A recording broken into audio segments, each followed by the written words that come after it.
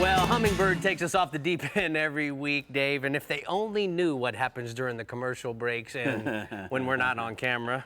Yeah. But we're over here at CCA Workbench and talking about rigs and techniques. Tell me. Well, you know, I went by RJ Boyle. We had him on here before. He's the Yeah. king of sword fishing in Florida, and sword fishing, you know, Florida's the king of sword fishing. So RJ's like the king of it all now. He's given seminars all over the place, and you know, I went to him with the idea of, hey, how can we get some guy just to go out there and catch one, you know, not instead of going through all this technical stuff, because you know, fellow was saying before, Central Florida region, you're not doing that daytime up there. Well, it's because it's very, very technical. It's very hard to do.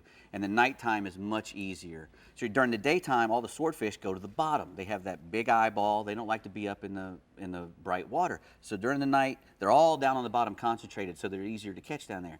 But at nighttime, they come up, they follow all the squid and the bait up from the bottom toward the top, and gets them up in the range of regular fellas who can't fish 1,000 feet in current, which is what you have to do in Florida. So RJ said you want to use 2 rods, and you want to use one about 80 feet down, and you want to keep one moving all the time. He says. So what does moving mean, Means Dave? up and down real slow. He says we want a guy, you know, most guys like to go out and fish at night. They just like to sit back and relax. Drink a cola. You can't do that. No. You want to keep a bait, at least one of the baits moving. A good thing is, you know, if it's a little rough, you know, they'll move from the boat rocking. If the boat's not rocking, it's real calm, it's a good idea. Drop one down to 500 feet and reel it up real slow. Drop it back down to 500 feet, you know, slowly, and then do it again and just keep doing that. It's like prospecting for sailfish, except you're doing it for swordfish. Got it. And that moving bait is the one that gets eat the most. And, you know, it tells you to get a light. We got 2 different kinds here. The Siloom stick, which are real cheap, you know, probably $3 a piece or something. If the current's, you know, cooking, really moving hard, a Siloom stick is better than the $50 lingering pitman. Because what you want to do is you want to get that bait down on top of the thermocline. And if you're using the big one and the current's cooking, this thing has weight to it, and it'll make your bait. It'll create drag. It'll create drag and make your bait wobble around and not act as good. This is what RJ says. And if you use the Siloom, it's not gonna affect it as much. It's more current resistant. Correct. Nice and thin. Correct. All right, so we've got our light. Now, typically, let's talk a little bit about the rig by Baitmaster. Well, that's a Baitmaster's rig. You can also buy them from RJ. He sells squids and mackerels and everything else rigged for swordfish. That's a swordfish bait made by Baitmasters.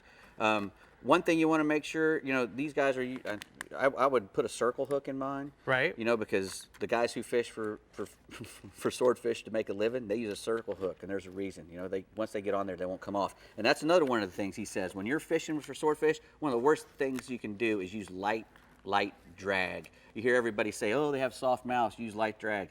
No, you want them to be on or gone. You put 18 pounds to 24 pounds of drag on them, because half the time they're going to be messed up in the line or the leader instead of actually hooked.